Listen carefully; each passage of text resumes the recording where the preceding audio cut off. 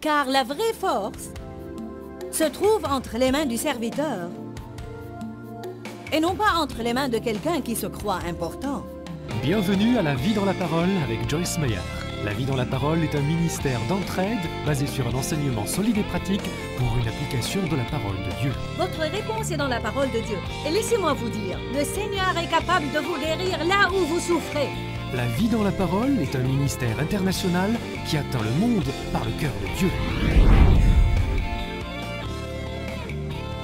Et voici aujourd'hui pour vous l'occasion d'expérimenter la vie dans la parole avec Joyce Meyer.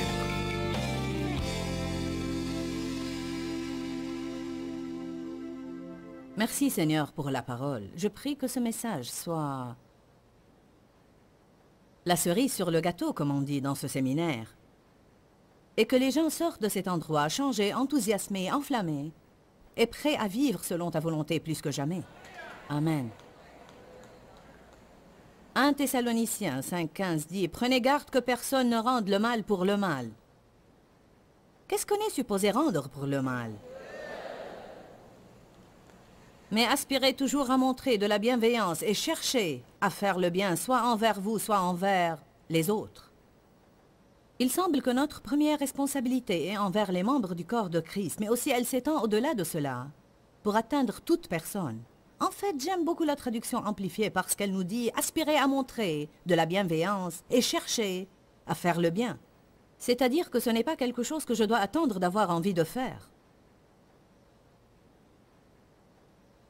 Je n'ai pas à voir si je me suis levé du pied droit avant de le faire. Je n'ai pas à attendre à avoir des expériences surnaturelles avant de le faire. Mon but, mon dessein, mon intention, c'est de vivre selon l'amour exprès. Je ne le fais pas parce que j'ai envie de le faire. Mais c'est mon but, c'est ce que je cherche à faire. Allez à Matthieu 6. Nous avons parlé de l'autorité spirituelle et je veux vous réitérer les 5 choses car elles sont importantes et je sais comment on oublie les choses. Les 5 choses que nous pouvons voir dans la vie d'une personne qui a une vraie autorité spirituelle. Il ne s'agit pas de battage, de charisme, parler à haute voix, des sermons éloquents, de grandes foules et de connaître les bonnes personnes, mais on parle d'une vraie autorité spirituelle. Qui sait que Jésus a marché dans une vraie autorité spirituelle? Le diable ne lui a pas créé des ennuis. Je crois qu'il y a probablement plusieurs façons de reconnaître la vraie autorité spirituelle, mais Dieu m'a donné une liste de 5. Numéro 1. Partout où vous irez, les vies seront changées. Numéro 2. Vos prières seront exaucées. Numéro 3. Vous ne serez pas dominé par le diable. Numéro 4. Vous serez capable de marcher dans le fruit de l'esprit, quoi qu'il arrive dans votre vie. Numéro 5. Et vous servirez tout le monde avec plaisir, sans arrière-pensée.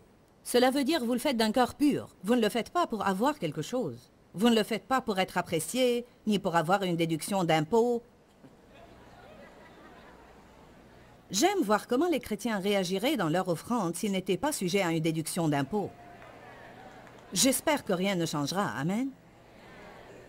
Mais pour avoir une récompense du ciel, il faut que la motivation du cœur soit correcte. Pour autant que je puisse dire, la seule motivation correcte consiste à faire quelque chose parce que vous aimez Dieu et vous aimez les autres. Et si vous ne pouvez pas le faire par amour de la personne, faites-le parce que vous aimez Dieu. Il y a beaucoup de choses que je fais simplement parce que j'aime Dieu et que je n'aurais pas pu faire aux personnes à qui je les faisais si je n'aimais pas Dieu. Amen. Nous allons parler de la différence entre le véritable service et le service pharisaïque. Car pour vous dire la vérité, il y a 2 sortes de tout. Il y a 2 sortes de justice, 2 sortes d'amour, 2 sortes de vie. Il y a une justice qui est un don de Dieu et il y a une justice pharisaïque que nous gagnons. Nous savons que la vraie justice de Dieu est la bonne sorte et la justice pharisaïque est fausse car elle produit de l'orgueil. Il y a l'amour agapé de Dieu et puis il y a aussi l'amour que le monde donne et qui vient et qui va selon la conduite. L'amour de Dieu est inconditionnel. Alors nous voulons parler de 2 sortes de services, le véritable et le pharisaïque, le véritable service et les bonnes œuvres faites avec des motifs louables. Le service pharisaïque, ou une personne qui sert en comptant sur sa propre vertu, ou en essayant de se mettre en avant, ou même pour être vue par les hommes, elle planifie son service et elle aime vraiment les choses grandioses. Le plus grand est le meilleur. Bien sûr, elle veut que tout le monde soit au courant. Le service pharisaïque exige une récompense. Il a besoin d'être apprécié, il a besoin d'être acclamé. Par exemple, quelqu'un travaillant dans la garderie. S'il ne le fait pas pour les désirs les plus louables, s'il l'a fait pour 2 mois et personne ne l'a remarqué, il va d'un coup trouver un autre ministère. C'est incroyable combien de choses les gens feraient si quelqu'un les acclamait, comparé à ce qu'ils feraient si personne ne disait grand-chose d'eux.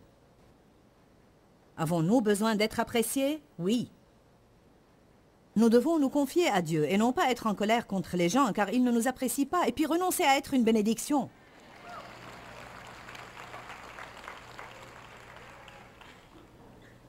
Un vrai serviteur est satisfait en faisant soit de grandes, soit de petites tâches. Il est content de rester caché, quoi qu'il fasse. Est-ce que vous vous rendez compte que lorsque Jésus faisait de bonnes œuvres, il disait souvent aux gens « Gardez-vous d'en parler à personne », alors que nous voulons en faire une annonce. Sûr que ça va être mis sur le tableau d'affichage. Peut-être que j'aurai un prix. Allons à Matthieu. Nous allons retourner à Matthieu 6, mais allons à Matthieu 8, 1 à 3. Lorsque Jésus fut descendu de la montagne, une grande foule le suivit. Et voici un lépreux s'étant approché, se prosterna devant lui et dit « Seigneur, si tu le veux, tu peux me rendre pur. » Jésus étendit la main, le toucha et dit « Je le veux, sois pur. » Aussitôt, il fut purifié de sa lèpre. Puis Jésus lui dit « Garde-toi d'en parler à personne, mais va te montrer au sacrificateur et présente l'offrande que Moïse a prescrite afin que cela leur serve de témoignage de ta guérison et de preuve au peuple. » Savez-vous pourquoi Jésus pouvait faire cela? Parce qu'il n'essayait pas d'être célèbre. En réalité, il s'était déjà dépouillé de lui-même. Il savait déjà ce que la Bible disait dans Galates 2,6, que Dieu n'est pas impressionné par les postes que les gens occupent. C'est l'une de mes références préférées. Puis-je vous dire que Dieu n'est pas impressionné par mon poste aujourd'hui? Ça ne l'impressionne pas que je sois prédicatrice. Le saviez-vous? Ça ne l'impressionne pas que Charles et Gilles soient conducteurs de louanges. Je vais vous dire qu'est-ce qui impressionne Dieu. Il est impressionné par le fait que j'en suis arrivé au point où j'ai une attitude de soumission envers Dave. Cela impressionne Dieu. Il est impressionné par le fait que je me lève chaque jour tout en voulant sincèrement faire le bien aux gens. Ceci impressionne Dieu. Dieu n'est pas impressionné par les choses qui impressionnent les gens. Dieu est impressionné par l'obéissance. Je vais vous dire qui d'autre est impressionné par l'obéissance, le diable. Quand vous obéissez à Dieu, le diable ne peut pas vous manipuler. Jacques 4,7 ne dit pas simplement résistez au diable et il s'enfuira de vous, mais il dit soumettez-vous à Dieu, résistez au diable et il s'enfuira. Si vous allez désobéir à Dieu carrément et essayer de résister au diable, vous gaspillerez votre énergie. Parce que vous lui avez déjà ouvert une porte. Matthieu 6. Gardez-vous de pratiquer votre justice. Gardez-vous de pratiquer votre justice en public ou devant les hommes pour être vu. Cela ne veut pas dire que chaque fois que vous faites le bien, vous avez à le cacher. Mais ça veut dire que nos motifs doivent être nobles. Nos motifs doivent être nobles. Qu'est-ce que le motif? C'est le pourquoi derrière le quoi. C'est la force agissante dans notre vie. C'est ce qui nous motive en fait. Je suis motivé par l'appel de Dieu dans ma vie. Je suis motivé par vouloir être capable de me tenir devant Dieu et dire « J'ai accompli la tâche que tu m'as attribuée ». Je suis motivé par ce désir que Dieu a mis en moi, celui d'aider les gens. Ceci me motive à étudier, ceci me motive à prier, ceci me motive à rester dans les avions et rester dans les hôtels et continuer à écrire des livres et continuer à faire des messages. Cela me motive, ce ne sont pas vos applaudissements qui me motivent. Est-ce que je les aime? Oui, je suis contente que vous m'aimiez. Je serais bête si je ne l'étais pas. Est-ce que j'ai besoin d'encouragement? Absolument. Mais est-ce pourquoi je fais ça? Non. Nous devons vraiment savoir pourquoi nous faisons les choses. Pourquoi? En fait, Richard Foster, qui a écrit un livre, dit « Le service pharisaïque endette les autres et devient une des formes de manipulation les plus subtiles et destructives connues par les hommes. » Vous savez, vous pouvez en fait faire des choses pour les gens en essayant de faire de sorte qu'ils sentent qu'ils vous doivent quelque chose. Et alors vous pouvez les contrôler et les manipuler à cause de tout ce que vous avez fait pour eux. Après tout ce que j'ai fait pour toi. À chaque fois que vous êtes tenté de dire cela, réalisez que vous avez un problème de motivation. Ne le détestez-vous pas quand quelqu'un vous fait cela? Après tout ce que j'ai fait pour toi, alors vous ne l'avez pas fait comme au Seigneur. Vous l'avez fait pour faire en sorte qu'ils vous doivent quelque chose. Gardez-vous de pratiquer votre justice publiquement ou devant les hommes pour en être vu, autrement vous n'aurez point de récompense. Dites point de récompense. Combien de personnes vont quitter la terre en se prenant pour des bienfaiteurs, puis arriver au ciel en s'attendant à avoir un genre de position clé, et découvrir qu'ils n'ont jamais dépassé le jardin d'enfants dans leur chrétienté. Car la vraie force se trouve entre les mains du serviteur, et non pas entre les mains de quelqu'un qui se croit important. Je veux vous donner un petit conseil. Qui veut que Dieu se serve de lui? D'accord. Laissez-moi vous donner un petit conseil.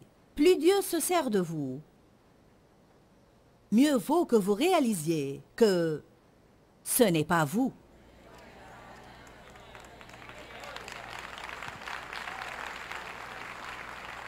Je vais vous avouer un autre secret. Une des façons les plus rapides pour deviner combien quelqu'un est imbu de lui-même est de voir comment il traite les autres. Parce que toute personne qui est imbue d'elle-même et qui est pleine de suffisance va maltraiter les autres personnes. Surtout s'il s'agit de quelqu'un qui ne peut leur faire aucun bien et qu'ils considèrent sans importance. Ce qui impressionne Dieu, c'est être bon avec tout le monde et traiter les gens justes comme il le fait. Verset 2. Ainsi, quand vous donnez aux pauvres, n'allez pas le claironner devant vous, comme les hypocrites dans les synagogues et dans les rues aiment faire, afin qu'ils soient reconnus et honorés par les hommes. Véritablement, je vous le dis, ils tiennent déjà leur récompense.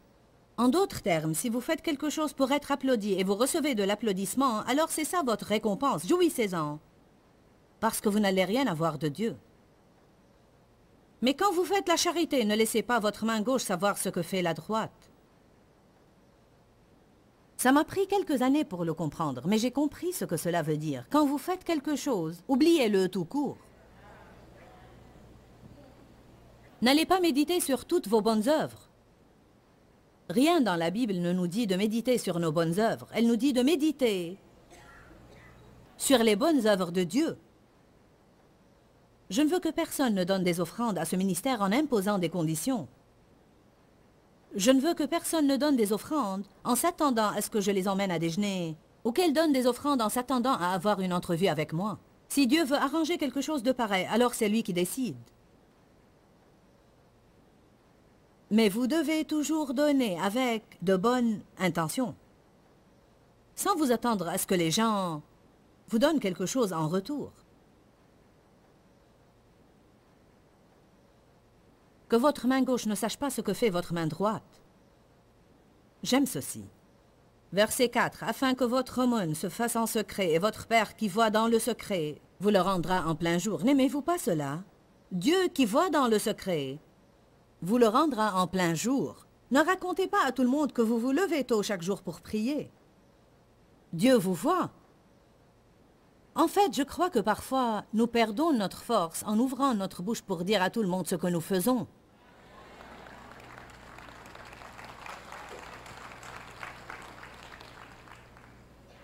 Matthieu 6, verset 5. Lorsque vous priez, ne soyez pas comme les hypocrites qui aiment à prier debout dans les synagogues. En fait, les hypocrites étaient pharisaïques.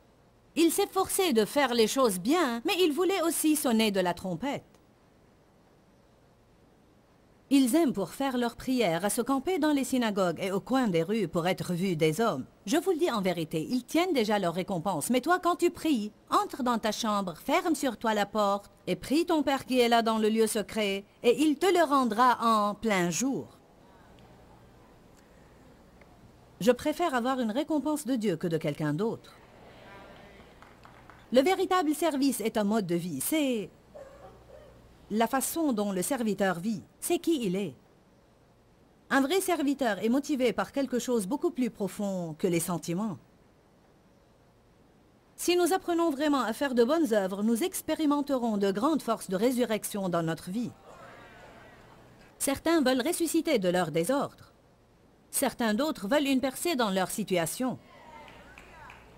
Alors commencez à faire de bonnes œuvres pour des raisons louables, non seulement des bonnes œuvres. Je ne vous apprends pas seulement à faire de bonnes œuvres car je sais comment est la chair. Nous pouvons faire de bonnes œuvres pour des raisons non louables.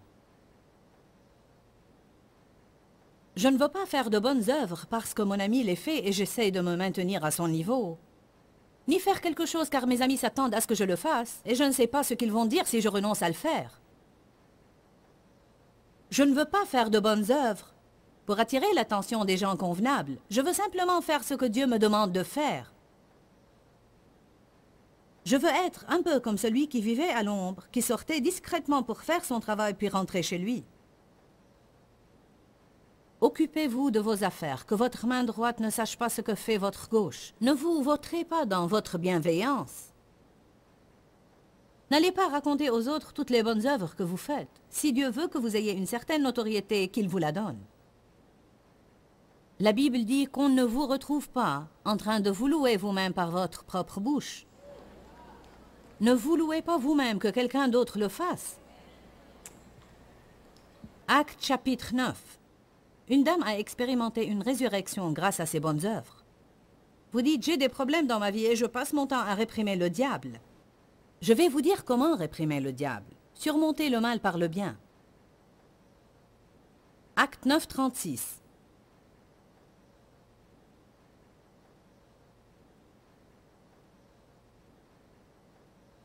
Il y avait à Jopé un disciple, une femme nommée en araméen Tabitha, qui veut dire en grec Dorcas. Elle débordait de bonnes œuvres et d'aumônes. Déborder veut dire abondamment. Cela ne veut pas dire qu'elle le faisait rarement de temps à autre. Elle débordait abondamment. Cela veut dire qu'elle était une de celles qui se levaient tous les jours et disait « Je vais exprès m'efforcer de voir à combien de personnes je peux faire du bien aujourd'hui. » Ayez une révélation aujourd'hui. Elle tomba malade en ce temps-là et mourut. Après l'avoir lavée, on la déposa dans une chambre. Comme Lydda est près de Jopé, les disciples ayant appris que Pierre s'y trouvait envoyèrent 2 hommes vers lui pour le prier de venir chez eux sans tarder. Pierre se leva et partit avec ses hommes. Lorsqu'il fut arrivé, on le conduisit dans la chambre. Toutes les veuves l'entourèrent en pleurant et lui montrèrent les tuniques et les vêtements que faisait Dorcas elle-même pendant qu'elle était avec elle.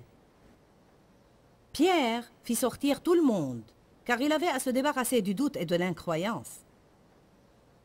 Il se mit à prier, puis se tournant vers le corps, il dit « Tabitha, lève-toi » Elle ouvrit les yeux, et ayant vu Pierre, elle se mit sur son séant.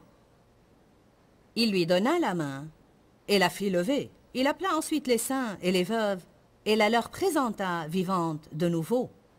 Vous dites, a-t-elle reçu cette résurrection grâce à ses bonnes œuvres? Je crois qu'il y avait certainement un rapport là, parce que cela est mentionné dans la Bible. Je ne sais pas. Est-ce que vous pensez qu'elle aurait reçu cette résurrection si elle avait été une femme égoïste, égocentrique et enquiquinante? Je sais qu'il est tard, mais vous pouvez saisir ceci. Ce qui est intéressant, mesdames, si vous êtes une dame, levez la main et faites-moi signe. Vous les dames qui êtes devant votre télé, faites-moi signe. Ouais, aux hommes, regardez-les.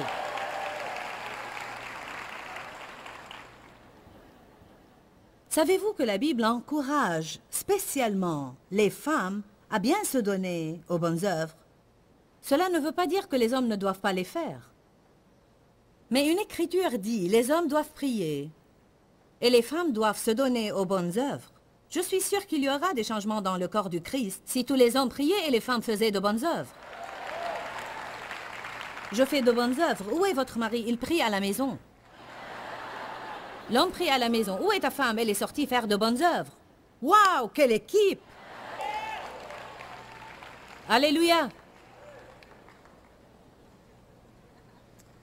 Tabitha a reçu une résurrection. Savez-vous qu'on est prédestiné à faire de bonnes œuvres? Le Seigneur a fixé à l'avance que c'est à quoi on doit se donner tout le temps. Je donne un ministère à chacun d'entre vous aujourd'hui. Si quelqu'un d'entre vous s'est jamais demandé quel était son ministère, est-ce que quelqu'un s'est jamais posé cette question? Allons, voyons ses mains, regardez ça. Bon, maintenant des milliers de personnes ont soudain un ministère. Bien, ceci n'est pas important. Tout simplement faire de bonnes œuvres. Avons-nous besoin de revenir à Matthieu 20, où Jésus a dit « Le plus grand dans le royaume de Dieu doit être le serviteur de tous ». C'est lui le plus grand. Il n'a pas dit « Le plus grand est le prédicateur ». Il n'a pas dit que le plus grand est le conducteur de louanges. Il a dit « Le plus grand » est le serviteur de tous. Mais si le prédicateur choisit d'être serviteur, alors il peut être grand. Mais la grandeur ne vient pas des positions et des titres. Elle vient du fait de faire du bien aux autres. Vous savez comment Dieu a oint Jésus de Nazareth, du Saint-Esprit et de force, lui qui a passé en faisant le bien. Vous savez pourquoi cette écriture représente beaucoup pour moi? Car je peux faire cela.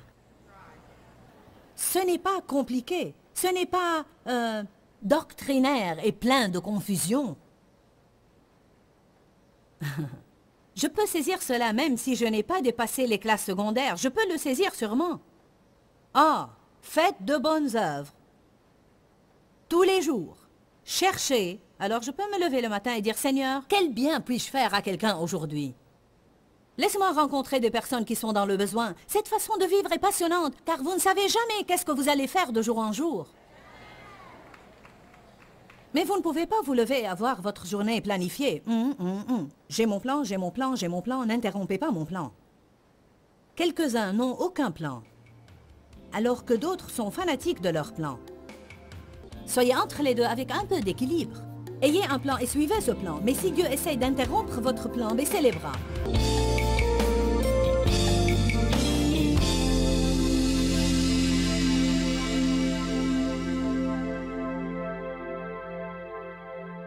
Je crois que l'une des plus grandes erreurs qu'on puisse faire est de penser que les petites choses ont une petite valeur. Et si vous avez un problème relationnel en ce moment, et je crois effectivement que je parle à certains qui l'ont, il se peut très bien que ce soit parce que vous ou l'autre personne dans cette relation donnée avez oublié de faire les petites choses qui comptent tellement. Je vais vous donner un exemple. Dire merci peut être une petite chose, mais quelle grande différence ça fait dans les rapports. Dire « s'il te plaît » peut être une petite chose, mais quelle grande différence ça fait dans les rapports. Je crois également que dans notre rapport avec Dieu, la Bible dit que ce sont les petits renards qui ravagent les vignes. Et je crois que souvent, c'est les petits compromis qui finissent par ruiner nos vies. C'est ce qu'on appelle en général les petites désobéissances, quoique les petites désobéissances n'existent pas. Mais parfois on raisonne, c'est une petite chose, ça ne fait rien. Et puis ce peu de choses devient grand-chose et soudain on a de grands problèmes et on se demande d'où ça nous vient. Je vous dis qu'on doit vraiment faire attention à ces petites choses dans la vie.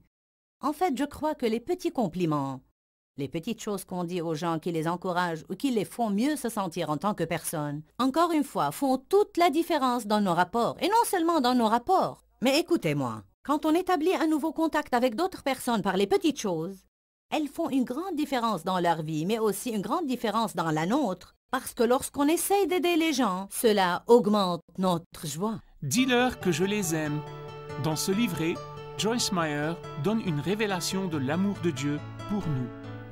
Pour obtenir ce livret gratuitement, écrivez-nous à Joyce Meyer, boîte postale 40095-6300 Larnaca, Chypre.